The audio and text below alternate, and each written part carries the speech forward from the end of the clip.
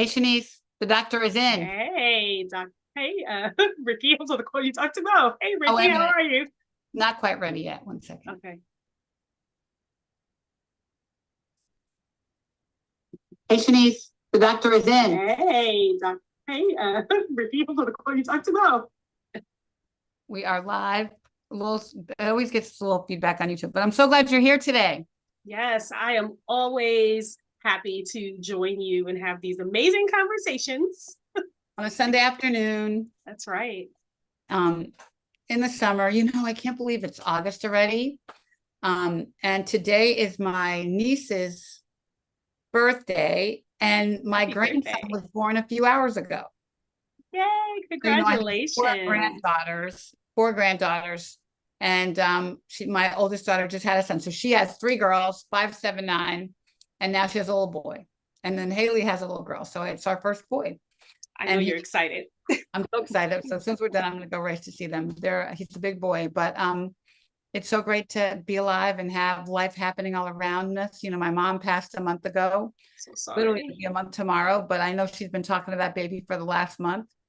She was trying to wait for him, but I think she wanted to coach him into life, which she did for the last month. Yes. So he's big, he's got thunder thighs and big feet and ready for the world already. So Thunder thighs. I know, all of our babies have a head full of hair and thunder thighs at birth. All of them.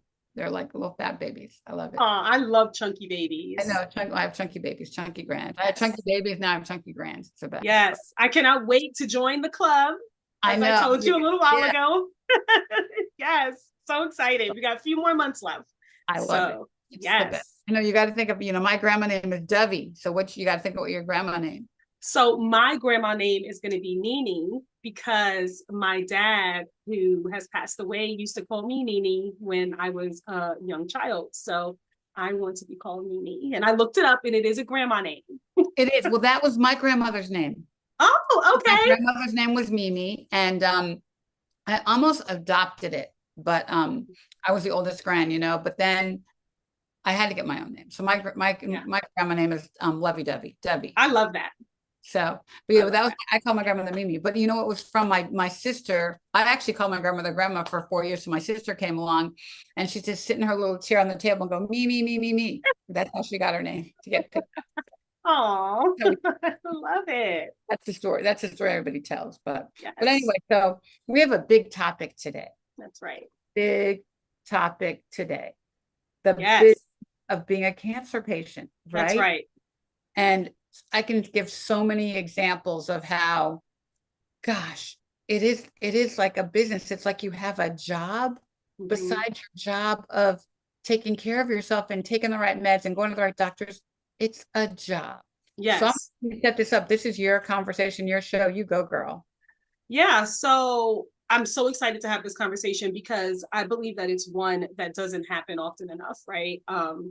When people hear the word cancer, they think about chemo, surgery, radiation, but what they don't see is what happens outside the exam room. Like we suddenly become like project managers, researchers, insurance navigators, caregivers, and then advocates for our own health, all while we're trying to do what? Heal, right? And survive. So that's what I mean about when I say the business of being a cancer patient. Um, Treatment is only one part of the journey, right? It's kind of like we become the CEO of our own healthcare, whether we realize it or not. We're like coordinating specialists, organizing records, asking questions, making decisions, and trying to understand information that we've never had to process before. And healing, it also includes our emotional well-being, our finances, our work, our relationships, and then learning how to move forward. So it's just everything all in one. And me and my lived experience, it's it could be draining. And I would assume for anybody that's going through this situation. So I feel like it is the right time to have conversations like this because people don't normally talk about those things. So we internalize it, and our families deal with it, and other people in our breast cancer community understand it, but not outsiders looking in. Yeah. Yeah. it's so amazing how, because also, you know, when you're dealing with something, a lot of the things we can't even spell the words, Right. right? We can't, it's Mhm. concepts we've never heard of before. Right. So like all new stuff to us. And all of a sudden you're thrown into this sea of madness and you're scared to death and you're worried about what chemo you're going to take and you can't even spell the word, right? Right. Right. And Mhm. then, so it's like all new. It's like all this new stuff is just thrown at you like a pie in the face. Yeah. That doesn't taste very good, right? Yeah. But also, Shanice, interesting, you know, a woman gets breast cancer every 2 minutes. So Mhm. today it's 3 o'clock Eastern time. How many women have just gotten diagnosed today? That's So right. what we talk about, even on the show, is relevant to people who may not have heard of us yet Yeah. because they just got sick. Right. You know what I mean? So I think whenever we give out information, it's unfortunately it's pretty timeless because Mhm. we have new people coming into the space every 2 minutes, which is Right. crazy. Right. I hope that people walk away today feeling informed about, you know, um, what they can do to help themselves. But you know, Mhm. I think about when I think just about metastatic women, right? Mhm. Metastatic and the whole kind of clinical trial conversation. It's almost like when you become metastatic, at least with like HER2 and triple negative, even you sort of have to carve out your path because Right. every drug you take could preclude you from taking the next drug. Right. So, like Mhm. for example, for triple negative, Trodelvy was just approved for first line, which is huge because it's been Yes. line, and it's a really great drug, but nobody could take it because 60% of triple negative people don't make it to second line. Mhm. So, isn't that crazy? So they're Yeah. not it's a third line, right? So the fact that first line is there is great, but Mhm. so if you take that, it'll work till you have progression. Then what? Right. And then what do you? And And so then you what do you sort of do? have to plan this Mhm. path. And when you talk to your doctor, you have to plan out this path based on all of your genomic testing, which you have Yes. to get, right? Mhm. And then plan a path for yourself based on what drug you're taking. Who knows that? Right. Who's And with me, telling it that? was, yeah, with me, I was extremely lucky because I had genetic testing in advance of my diagnosis. So I was Yes, already at an advantage. I was already seeing right, specialists. And then when I was diagnosed with triple right. negative breast cancer, we did have those same conversations, but I wasn't able to get like biomarker testing to say, hey, this medicine is going to work for your specific cancer, because with triple negative, it was like throwing spaghetti up against the wall and see if it's stuck, right? So I spoke to my oncologist and was like, hey, what would you do for your family members? And Hey, that, that is the number one question. All right. yes. That is Mm-hmm. what would you do for your family? What will you do if Yes. it was you? What are you gonna do for, you know? Right. Right. And I think I was lucky too because my oncologist also carried the BRCA2 gene.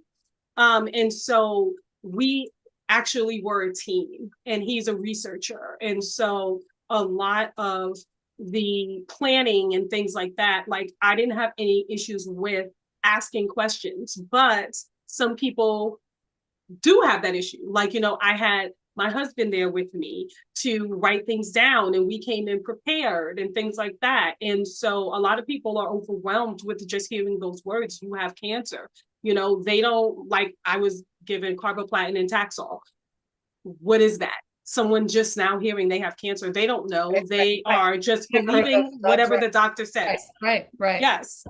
How is that going to impact my body? right, What's going to right. happen? I had a reaction to one of the medications as soon as it was administered.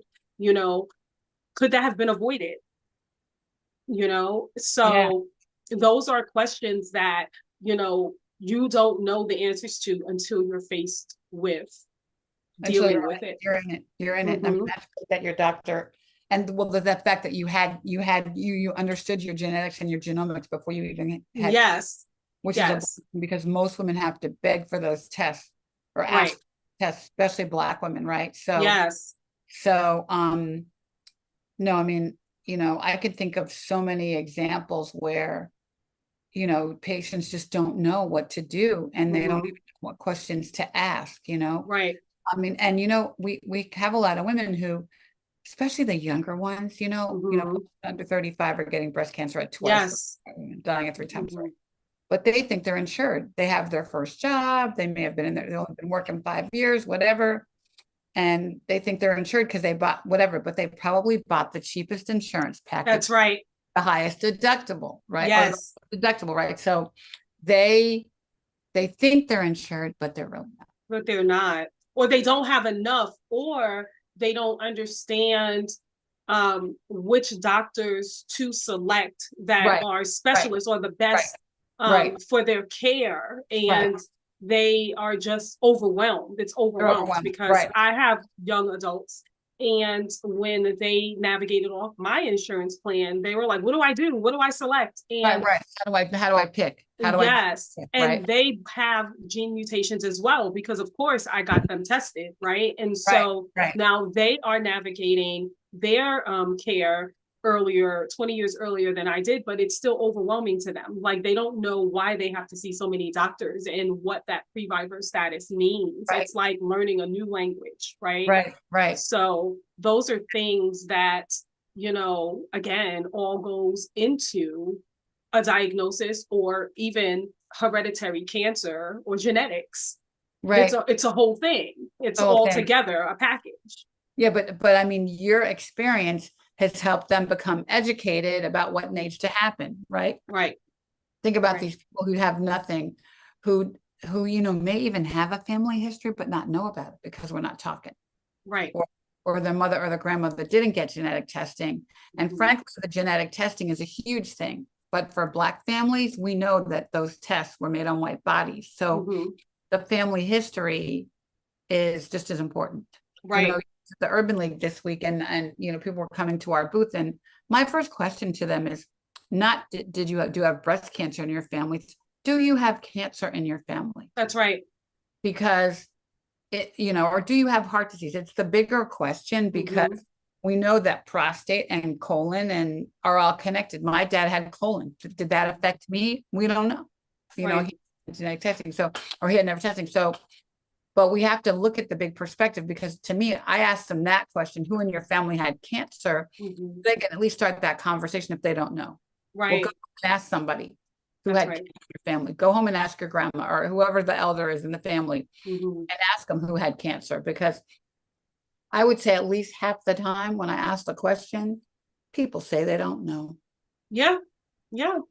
They That's a don't true know. statement. So, Mhm. yep, they don't know. Like, so Amanda, the one who had the baby today, she actually had a prophylactic mastectomy 2 years ago Mhm. because I'm the third generation. Mhm.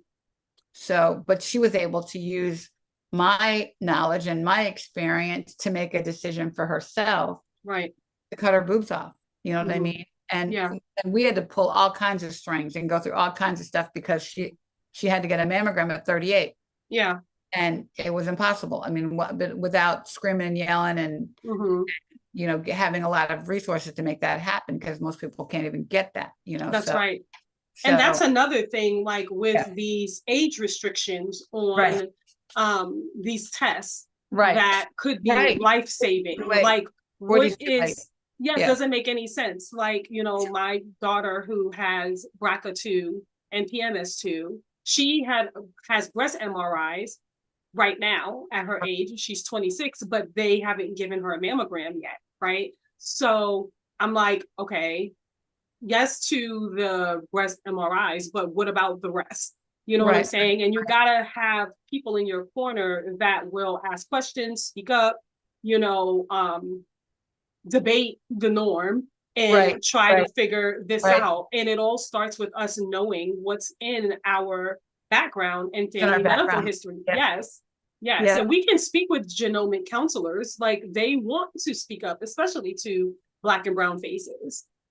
We just have to, get out there in the community and start these conversations. Like how you yeah. said, you asked Right. who had cancer, Who not had cancer? breast Right, cancer. right, right, right. Yes. Who had cancer? Right, Hmm.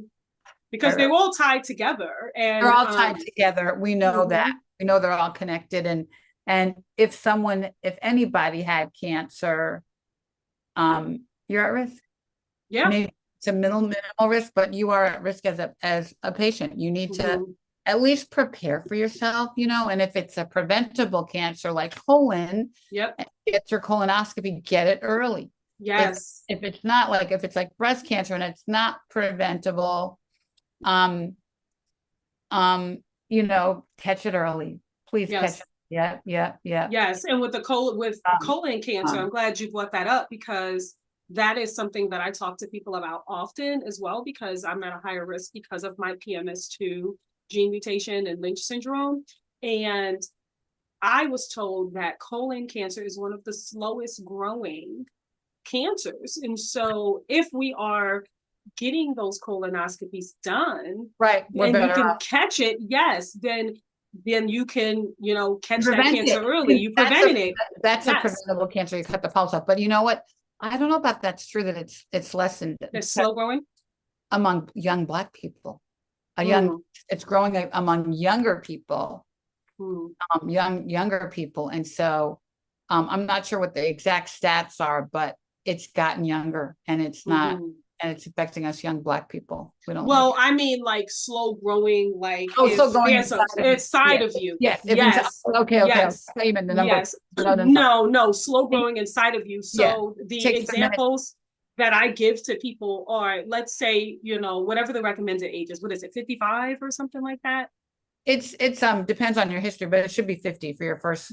So 50. So let's say that you didn't know you had a gene mutation like how I have PMS2, and I've had polyps that were removed and tested because I started early. So let's say I didn't, right? And I'm 30 right now, and I had a polyp, and now I waited until I was 50. And the polyp turned cancerous. By the time it's found, it could be at a stage where I am terminal. You know what I'm saying? So that's why I think it's so important for people to, find out their genetics. And yes, it can be scary because you see all of these pages of reports and names and numbers on it or whatever, but let's not look at it as a death sentence. Let's look at it as us preventing and having these early detection, and now us having the abilities to see specialists and have that one-on-one care that we deserve. Yes. Yep, for sure. Yeah.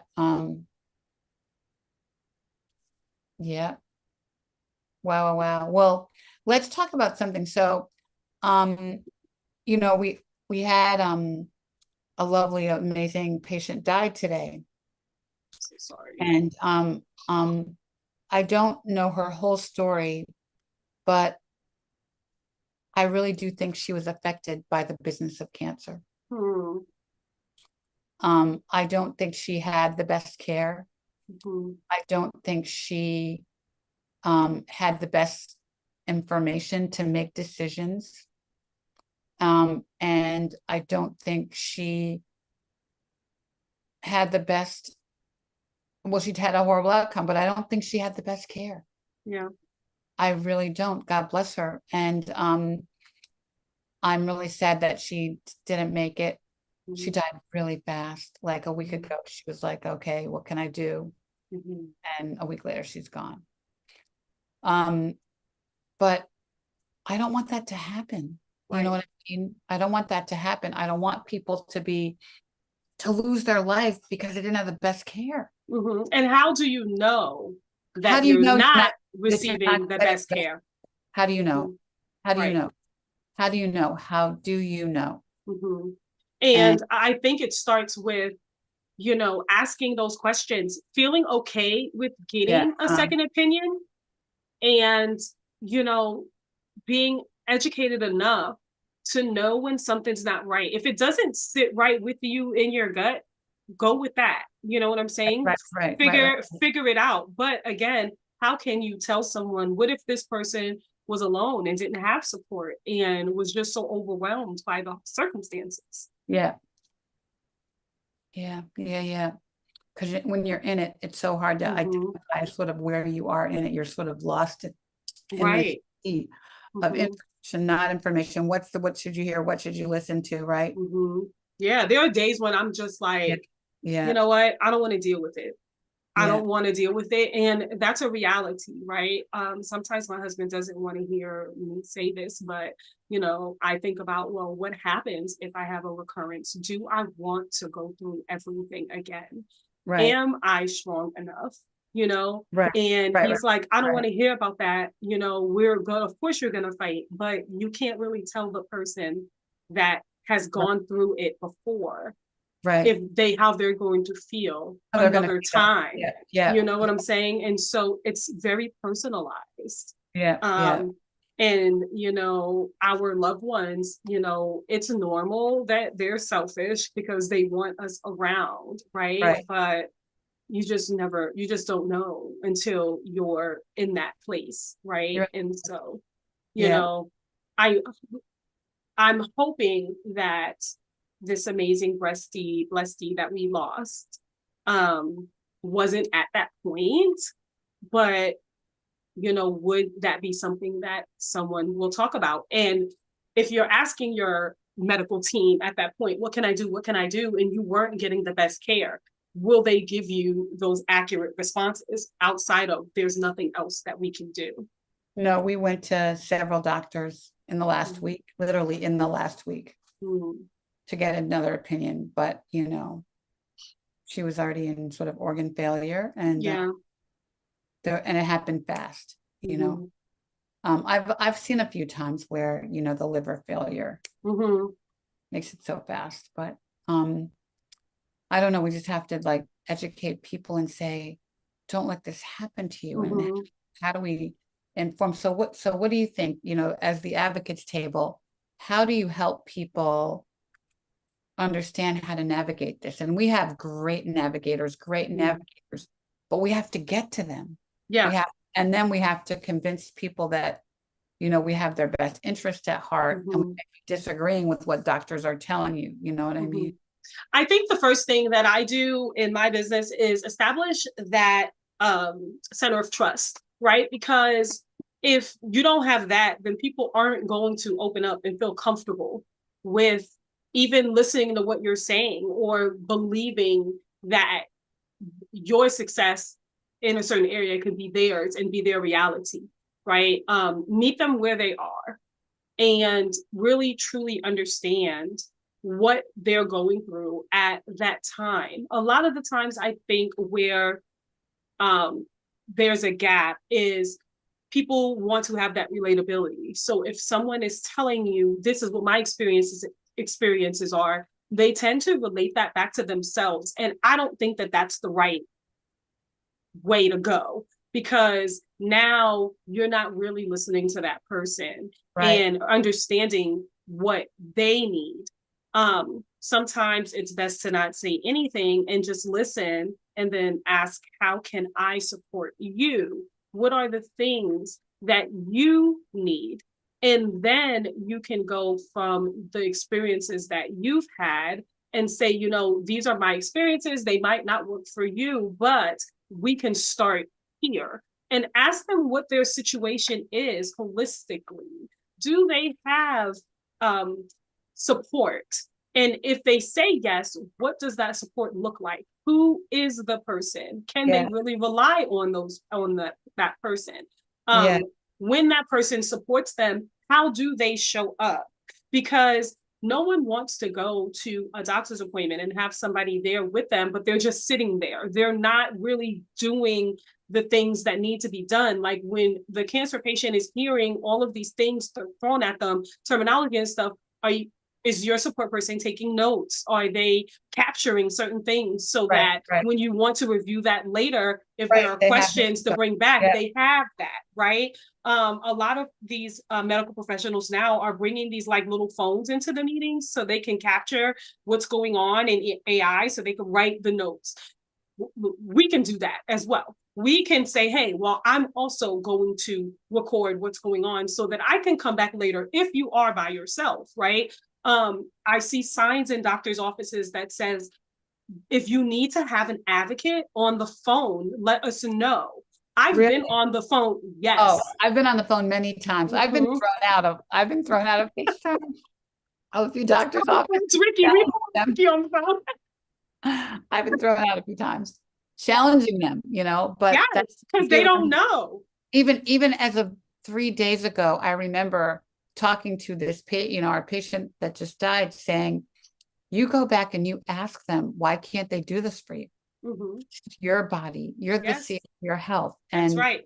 That's what I coach people all the time. And no is never the answer. It's always how. What are you going to do for me?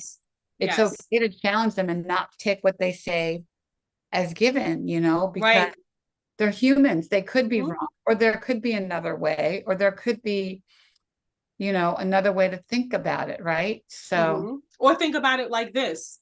Listen to the words. The doctors this is their practice. This is their practice. Medicine is a practice. That means that they are trying it out. Right. And they want to see if it works. Right. And it's like an attorney. You're only going to go to an attorney that has won a lot of cases. Right. So you don't want to go to some loser, right? That's my challenge all the time. Okay, so did this work with the Black people that you gave it to? That's always my challenge to doctors. That's why I've been thrown out. Like, I know, and it happens a lot in the whole stage 0 conversation. Just do this and this and this. And we know all that data was made on white bodies. When I don't have good data, I'm going to challenge it and say, okay, what's with the Black women, right? Because that's different. We're different, and our cancer is different, and we need to think about it differently. And if the doctors aren't doing it, I'm going to try to facilitate that conversation. And the same thing I did as well. Even when you go, like after you have your mastectomy or double mastectomy or whatever it is, in advance of that, I asked my breast surgeon or plastic surgeon, can you show me some pictures of the surgeries that you performed or the reconstruction you performed on Black skin? Yes. Hello. I want to understand what that's going to look like for me. We heal differently. Right. There's a lot of different, ins and outs. And he was like, oh, I don't have any of those, so how do I know what that's going to look like on me? Right. Is there anybody that I can talk to? When I was getting my infusions, I didn't see a lot of Black nurses, people that like the demographics were the same. I asked all those questions. When they were saying, hey, we have a boutique downstairs where they do wigs. When I went in there was no wigs for Black people. I said, what are these wigs? Like, why are there no wigs for Black women? Do you not think that we want this? Like, you know what I'm saying? Let's talk about clinical trials. Why have you not told me about this clinical trial? I got the response that, it was 2 hours away, the drive, the hospital. And so we thought that you might say no. Don't make decisions for me. Right. Don't make decisions for me. Give me all the so I can for myself. Right. Yeah. Yes. But everyone is not a Shanise or a Ricky, right? How do we? I know. How do we get it out there? But that's why we're talking and having forums like this and trying to put it out into the world that you are the CEO of your own house. You can ask questions. You can be a bully of yourself, whatever it takes.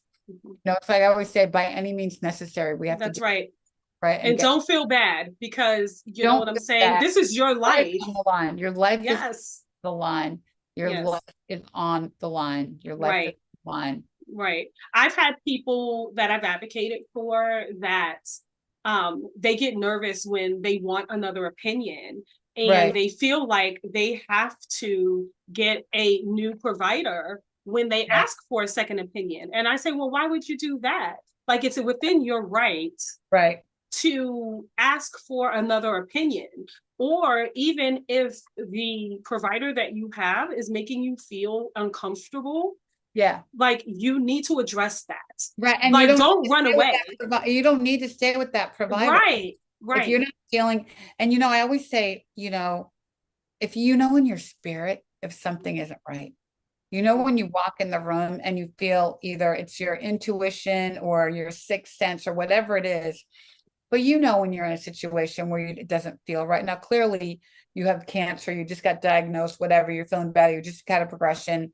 So you're not feeling good anyway, but your spirit you have to listen to your spirit to say, you know what, I'm not really feeling this, doctor. And if you're not, There's other doctors. Get another one. It's Right. okay. Just say, I don't want this doctor. And you know what? If you wait a day or two or to find another doctor, it is okay. Yes. If you want to feel comfortable. And it's funny, people always say, well, how do you pick an oncologist? Like, we all have relationships with our gynaes, Mm-hmm. our pediatrician, even our general practitioner.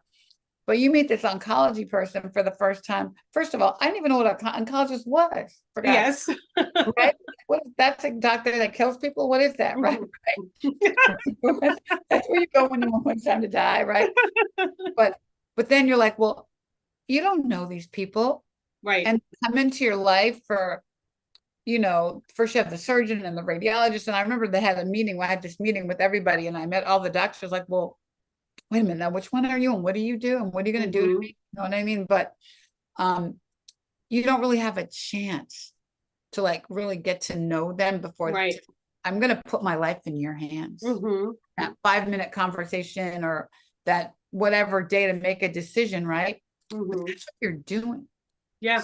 If you're feeling like I'm not really feeling this, it's okay to say, hold on, Yeah. Mm-hmm. wait a minute, and call us. Yeah. We have great doctors. Call us. We're happy to help you Mm-hmm. go navigate, the Yeah. system, find somebody else that works for you. We know a doctor's in about Mm-hmm.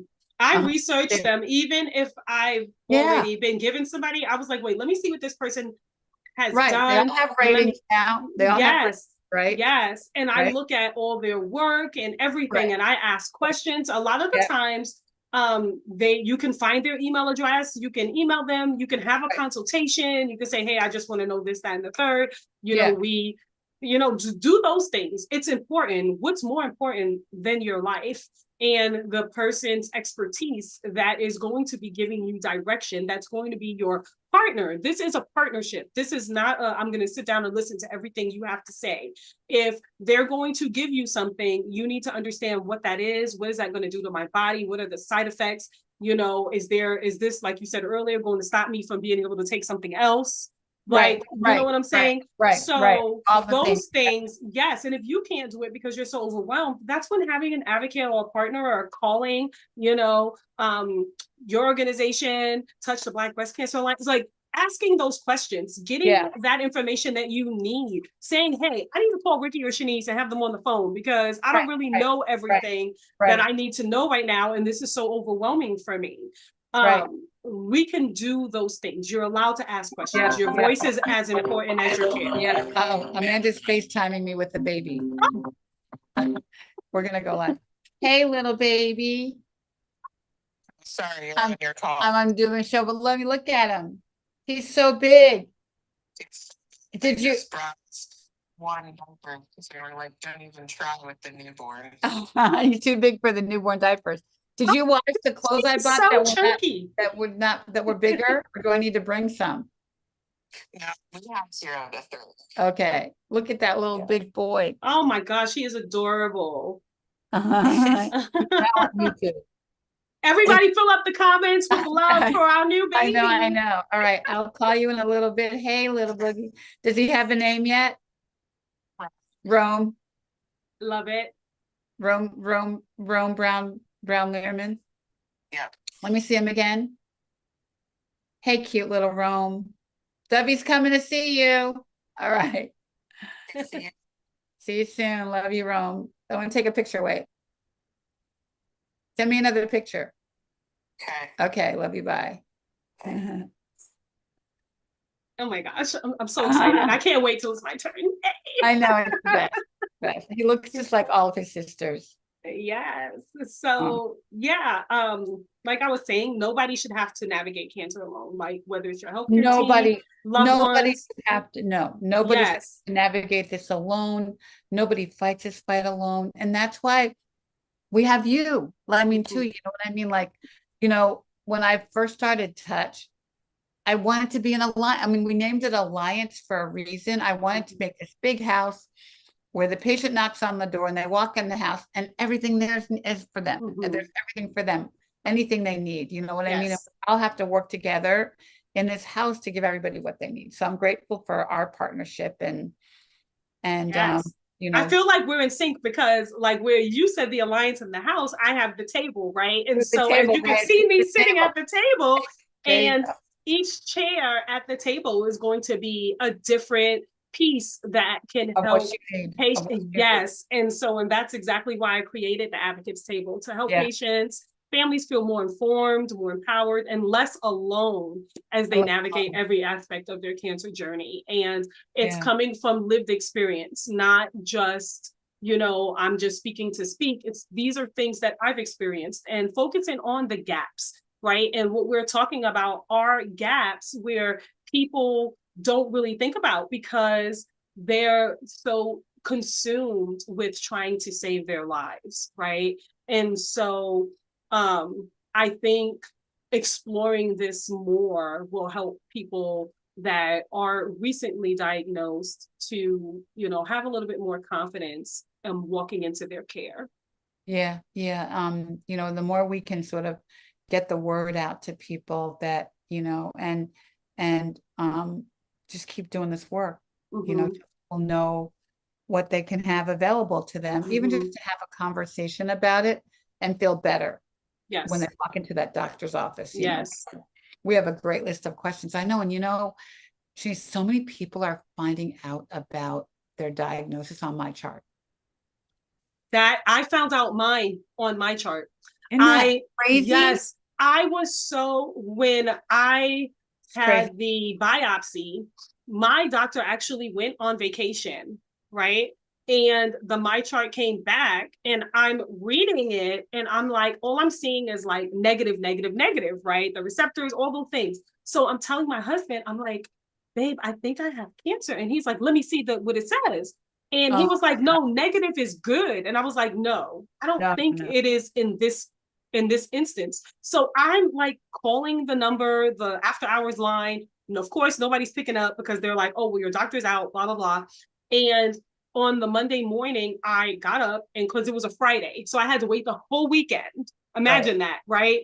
And then Monday morning, I called as soon as it opened. I said, hey, I have anxiety already. I think I got a diagnosis and it came through my chart. And then I said, I need to speak to the doctor right away. She called me back and that she was like, oh my God, I'm so sorry. I was out. I shouldn't have had it go to the my chart first. But she said, yeah, it looks like, you have a little bit of cancer. And I'm like, what? Like, what? Okay. And it's like, why would, you can turn off that notification thing in your my chart, but it's like, who does that? Who does that? Turn right. it off. Who does that? It's like you're not going to go to Dr. Google. Yes. That's like human behavior. Of course you're going to want to see it, especially if you think you're going to get, if you've had a biopsy. Of course, for that data, right? Yes. Crazy. I know, but it's just pathetic. But you know what? What we're finding, especially with younger women, is that they may not see a doctor for 3 weeks, Shanise.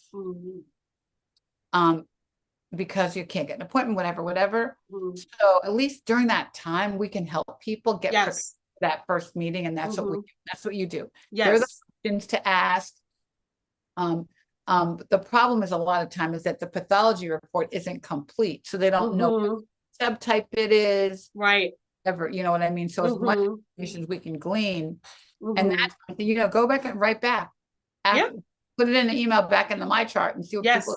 Maybe the pathologist will answer you, even if your doctor doesn't, which is crazy. You're having a conversation with the pathologist or the radiologist before you even talk to an oncologist. Yes, but what I tend to tell people that I'm helping is that feel empowered to use the My Chart message feature because that is a documented record of your conversations. They will always respond because it's in the My Chart. And I think, well, in mine anyways, it says they have 24 to 48 hours to respond or whatever. And so whenever I speak to somebody, I say, hey, yes, you can have that conversation over the phone, but let's say you need to, for whatever reason, go back to that conversation. Yeah. They can say, I didn't say that. What are you talking about? It's a he say, she say, versus you having that documented. You can print it out, you can It's in download it, you writing. can It's save in it. writing. It's in Yes. writing. Yeah. Yes. I totally agree. Like, Yes. what did you mean by that? Right. Mm-hmm. Yep. So, oh my gosh. Oh my gosh. Yes. Things, but we just have to keep talking to people and letting them Mhm. know that we're here to help, and Yeah. that it's not easy, Mhm. and there are so many decisions that you have to make, and Yes. we haven't even talked about money and finances and Oh. insurance yet, right? I mean, think about, how many people have, I actually hate the words financial toxicity. What the hell does Yes. that mean? That means I'm broke, right? Like, Well, call me toxic. I know, right? Financial toxicity. Who made that shit up? Somebody, Yes. right? But like, what does that mean? That means that I can't feed my kids. Mhm. And but that's why our navigators are 24/7. Mhm. We have so many patients, even metastatic patients who work 9 to 5. They can't Mhm. call their oncologist office at 9 to 5. If this is an emergency, call 911. I hate that. And then you're on Yeah. hold for whatever, Right. push 9 for whatever, and like you Mhm. can't get anybody on the phone or during your lunch break. So that's Yeah. why navigators are work after 5. Thank you, God. Yeah. But And that's amazing. And think about this too, when I always ask this question, like, there's so many programs out there to help support people that are going through a cancer diagnosis, but they're always, what I've seen in my experience, they're always income based. Do people who make 6 figures not get cancer? Do they not need support? Do you right, know what I'm right, saying? Like, there's yeah, what is out there for those people that need that, whatever it is, and they don't have it. It's always, well, you can call the church or whatever it is, right? There's right, right, never anything that's funded by organizations or whatever, that it's just the need. If you have a diagnosis, why is it tied to yeah, income, where we see entertainers and people who right. are celebrities, their money is not saving them, right? Their money They is are not still saving getting them. diagnosed. And so, why treat this again like it's a business? Like, you know what I'm saying? And so again, the business of cancer, right? Right, And we only want to help certain people. So there's that middle class people right.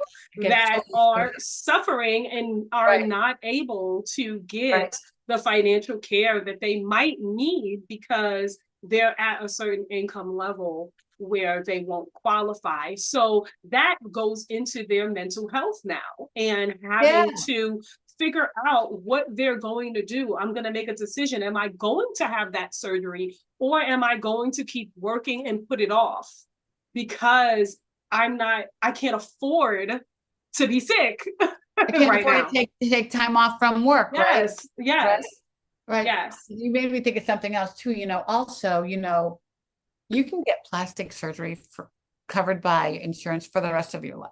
Mm-hmm. So if you decide today you don't want to have implants or whatever, that's a law. Yeah. And most women don't know that, that if you have to put it off, you can, because you can get it covered for the rest of your life. But that's just an aside that came to my head. But people, are making choices about feeding their kids versus getting care. Mm-hmm. And Yeah. that should not be the case. Right. Even down to diagnosis. We have so many calls from women who got the free mammogram, thank you, Obamacare or Affordable Care Act, but they had a funky result and now have to get the MRI that costs $1,800 tomorrow, and they can't do it. They can't do it, right? And they're 28, 32, 36. They got 3 kids. What are they going to do? They're not going to do it. Right. And it's going to be 6 months from now, they're metastatic. Or yes. Yes. And, I always tell people, whether I'm on a panel discussion or whatever it is, if you feel the lump, it's already too late. Like, it's you know what late. I'm saying? It's too late. Late, right? Like nobody wants to feel the lump, And so when I share my story, I'm like, this is why I'm so big on genomics, because my cancer was found in its infancy stage. Yeah. And it was forming, it was trying to have life, right? I didn't feel a lump or anything, which on the flip side, it was like when I was going through chemo, I was like, hey, well, how do I know if it's working, right? Because I can't feel something shrinking or whatever it is. But I was at an advantage because of the fact that I knew my genomics. My doctor was like, we're going to do every single thing that we can, because I had a specialist. He was a researcher. We were partners in my care, right? And then even after I had my double mastectomy, I went back and said, hey, when you are doing the pathology on the tissue, I still want a bone scan to make sure that I have no cancer that traveled everywhere else. Doctors don't typically check afterwards to see that the chemotherapy or whatever worked on your whole body. They only focus on the area that was impacted. So they only deal with symptoms when you come back. So that's when you're like, oh my God, I'm feeling something and it has traveled. What happened to making sure that you were 100% success? If you tell me no evidence of disease, I want to know there's no evidence of disease anywhere. Well, yeah, that's why it's so important to get that PET scan, to get that MRI, to get that CT scan, so they can see if there's cancer going on other places in your body. Yes. Really at every stage of the game. From the, and I remember, I first got, I had triple negative, so they scan everything. Yeah. Old days. And I had surgery first. So I didn't even get to experience shrinking of the tumor. They cut it out. But still, they cut it out. But still, I did a lot of chemo. I did a lot of radiation in the area, and it still came back in a year. Yeah. So, and now, after my whatever, I think I stopped getting scans at like year 7.5, because I just kept going. My doctor said, call me when you're symptomatic. I'm like, what do you mean symptomatic? Oh, right. No. I don't want to be symptomatic. I want the scan, but we thought it was good to keep the scans going, but it's so important to get those body scans, get the brain scans, to check your bones, to get the bones. Yes. And do all the things for as long as you can until they tell you to stop. And if you're on tamoxifen or any kind of, hormone drug, hormone protector, aromatase inhibitor, whatever, you need to keep getting those scans, see what's going on in the body. And I like to tell people, if one doctor says no, another one's going to say yes. Keep asking. Keep asking. Keep asking. I know my doctor actually, basically, to get my scans past 5 years, he just said I had a symptom. So until he couldn't do it anymore, but we did it probably till year 8. I was able to get PET scans. Thank you God, I haven't had one in a while, but I still get the blood work every year. I get doing 25 work, but it's still, you just keep asking. No is never the answer. It's always how. And if your doctor won't get it for you, we'll help you find another doctor. That's right. And make your presence be known. I know when I go into my breast center, they're like, oh Lord, here comes Shanise. Here she comes. I know, me too. Here she comes. And then even like around here, I've gone with so many other patients too. Like here we go. Yes, and they know that if I'm not just fighting for me, I'm fighting for someone else. Like, I'm nosy. Somebody else, something's going on, and you can hear it through the walls. I'd be like, hold on. That other person, can I knock on their door? And see what's going on, right? Like, how can I help them, right? Yes. How can I help them, right? Right. Yes. So. Yeah. Wow. Yes. Wow. So I think that this is just an amazing conversation that we need to definitely keep going. Maybe I have some questions that I want to get from a physician's perspective, like Dr. Mo. So we'll have to, continue this conversation again. Yeah, we'll continue with Dr. Mo. Yes. And we'll just keep talking. Yes. I know. And next year you have to come to the vineyard with us. I know. Every year it gets bigger. God only knows what's going to happen. Haley's actually on her way up there now. My sister. Yeah, on her way. She's on her way driving. I know. She was with the Amanda's kids this morning in the delivery room, and then Oh my gosh, then she shot over to Martha's Vineyard. She's on her way. She's driving. It's a long drive from here. But yeah, but we're trying to cover all the things. We have a mental health day, a cancer day, a cardiology day, a caregiving day, health day, a men's health day, and a policy day. Maybe I can make it. I don't know. We'll have to talk offline. All right, I'll send you the link, and we'll put that link in the chat as that for everybody to see. But we are talking about any and everything health, Black health. I just was at Urban League this weekend. I had 4 minutes to talk about everything, like goes by so fast, but I wanted to talk about the importance of clinical trials for our people. And the one conversation piece that people kept coming back to me about was GLP-1s. And because I made the statement about GLP-1s that, we represent our people, Black people represent 50% of the severe obesity burden. 50%. Okay. So we're taking these shots. We're looking good. We're going down in size. We're going back to the clothes we wore 10 years ago. We're looking pretty cute. But if you don't do weight training with those drugs and you stop, it's going to come back as fat. Yeah. And they don't know that. And so we don't have only 6% of the people in the trials were Black. And so we have no data about what's going to happen in 5 years, 10 years. If you're 50 and you're taking these drugs right now, taking this shot, in 20 years, are you going to be weight training? Right. Are you going to, are you going to be doing the same things? Are you going to be able to keep up what it's going to take to prevent your heart muscle from being eaten, to prevent your adult metabolism from being effective? And though they're doing great things, these drugs for diabetes, for people with heart disease, I mean, it really is working well for that. It's actually preventing breast cancer. With the exception of triple negative, it's helping with recurrence. Oh, okay. But the data shows that except for triple negative, it's not helping. But so take all the good, but take the good with it. Know that you need to be doing weight training. Right.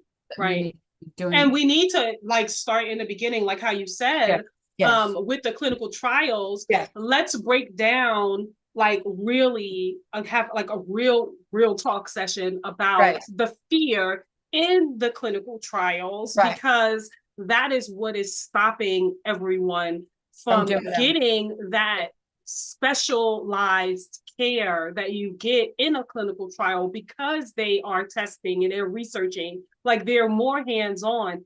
But we need to get our mind state out, not forget the past, but stop going back to the past and reliving turmoil that is not always the case right now. Well, our data shows that really the number one reason why Black women don't participate, we did a study a few years ago, is doctors don't invite us. Even when the patient brings up the clinical trial conversation to the doctor, 60% still walk away feeling ill-equipped to talk about and defend it to their families. Are you going to get a sugar pill? Are you going to be a guinea pig? And now we know that the laws in place about clinical trials are so strict. I mean, we deal with these IRBs and all these, all these things. So it's like pharma is it's crazy, how technical it is and how legally it's, how many legal implications there are to participate, but you are going to get a better quality of care. You're going to have better outcomes. That's what the data proves. You're going to have more people scanning you, more frequent scans. And it's the best medicine we have. And in a situation where Black women have only participated in 3% of breast cancer trials, every drug we take in our bodies is a clinical trial anyway. You will take one and get the science recorded, right? And our tagline for this, we are the science we've been waiting for. That's right. We have to do this work, and we owe it to our kids, to our families, to our community to do this work. We're going to get better care, Yes, and not just women, men can also get breast cancer and all types of cancers. All types of cancers. And the drugs, we need the testing for every kind of cancer. That's right. For whatever, That's right. They're getting prostate at twice the rate. Dying at, I think the incidence rate is 60% higher than white people and dying at twice. So Have a lot. Why do we as a people always want to wait until we have no choice left to want Right. to make a choice and then feel that they need to have the world handed to them when you have the ability to save your own life? You do. So talk to your families. That's right. Do what Shanise did. Get tested. If you have a family history, you know, get informed about your body. I hope, right. we hope to God you never get cancer, but you can make it through with information, with being, you know, with having a support system, and we're all here. That's We're all right. We're here to advocate at the table, at the table. or here to Yeah. be the part of the alliance for you Yep, with yep, Touch, the and Black Breast Cancer Alliance. With a hug around with science, and That's right. you know, That's so right. so thank you for joining me today. Thank you for having me, Ricky. You know I love you. I love you so much. And Okay, we'll go have see a your date. baby. I know, I'm gonna go see my baby. We'll have a date soon, and Yes. take care of your family. Keep me posted on what's going on with you. I sure will. I And sure will. And I did get my test results back from my brain MRI that I just had, and it was on my chart. Doctor didn't call me yet, but I got an appointment next week. So you're okay, but you're good.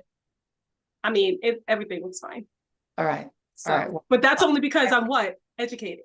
educated. And you know That's what to look right. for, you know how to read the words you can't That's spell. right. You figure it That's out, right. That's right.